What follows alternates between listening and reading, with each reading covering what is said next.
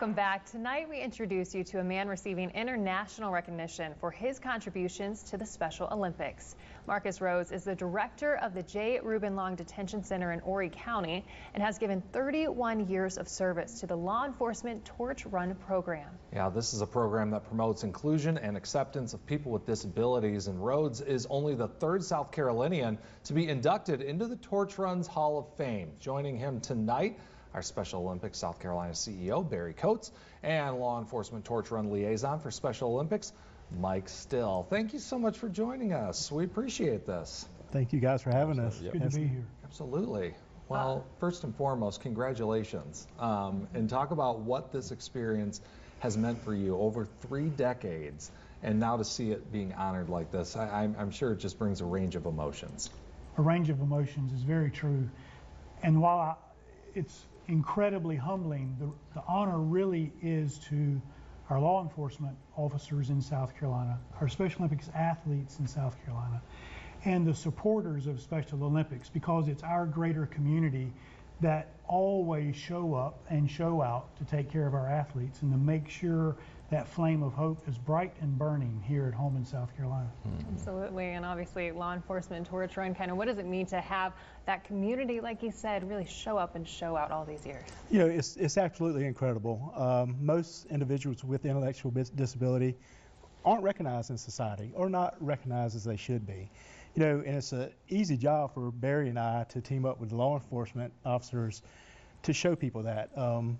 You know, Greg and I have been talking. Greg MCs our summer games, and I got to see that through Greg. You know, he was touched a few years ago, and thank goodness has been back every year. So when you meet our athletes and realize the talents they have, and not only that, the friendships, the value they have in society, our law enforcement torch run officers are just unbelievable. Yeah, you mentioned that event at the Solomon Center, the opening ceremonies, and then of course Special Olympics that takes place at Fort Jackson every year. It's just incredible. That day, Barry, is just always so inspirational. And when we talk about the torch run, you know, seeing first responders, you know, line up and run as they do, this is something that takes place throughout the state.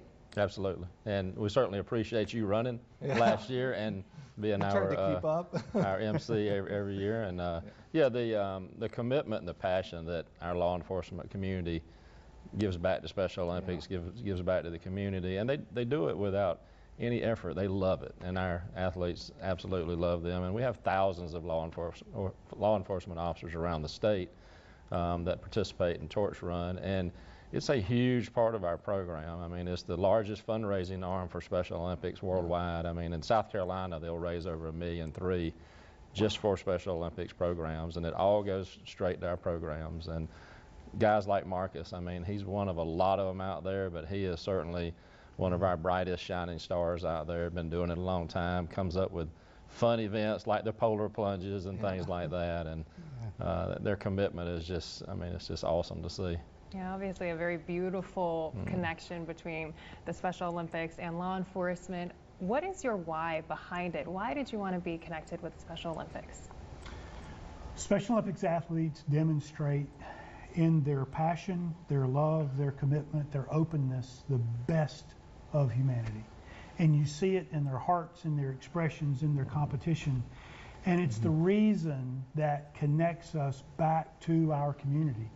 And like the polar plunge or other events that we do, it's that extra community involvement that proves the why. It's not just me, it's not just a couple, it's all of us. And there's no reason for there to be any person that doesn't get that why. So come out and join a polar plunge, come to an event. It's polar plunge season, and that's my big piece is nobody has to miss the opportunities that we enjoy, that we share with our Special Olympics athletes. We can all participate. Yeah, I don't think you could have said it any better. I mean, it's just fantastic. And, you know, when we think back, again, to the Special Olympics itself, that opening ceremony, it's a night of heroes. It's the only way to describe it. You have law enforcement, and then of course you have the trainees at Fort Jackson, and then the athletes themselves. It really is an experience unlike anything that you can imagine. So can't wait for next year. Absolutely. Thank you guys. Yeah. For sure. I do want to just touch on, you are only the third South Carolinian to be inducted in the Hall of Fame. That's what they tell me. That's what they tell us as well. What does that Yeah. mean to you to hold that title along with two other wonderful people? Well, like I said, it really, my name's on a very humbling plaque, but really there should be scores of names of men and women that champion the cause, that participate. I'm just fortunate enough to be an old head in the organization, and there's just incredible support both in the law enforcement community, but our first responders and our communities at large that just don't give up on something that should never be given up on. So it really goes back to our athletes, their heart, their passion, and that flame that they share with us. Yeah, that's outstanding. And you know, you did mention the polar plunge. This time of year, that does get a little icy, but it is all for a great cause. It's the coolest event of the season. I bet it is. No doubt. Well, it's polar plunge season, so when is it? I mean, do we have a specific date, or is it kind of at different times throughout? Oh, well, now, if you want to go to the oldest plunge in South Carolina, in Myrtle Beach, it's February the 1st. And I have a slot reserved for both of you and all our listeners. Oh, boy. I love the polar plunge, and especially for a great cause, it makes it even better. Yeah, we actually have our first one in Aiken next week, or Okay. excuse me, this Saturday.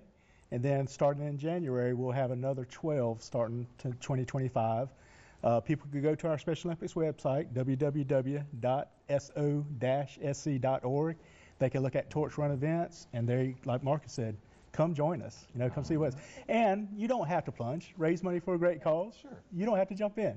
We like it. If you're too chicken to plunge, that's what we say. There you Come go. join us. That's right. That's right. Thank you guys so much Thank for you. being here. Absolutely. It's Thanks for having us. Really do appreciate it, and congratulations. Thank you very much. Thank you.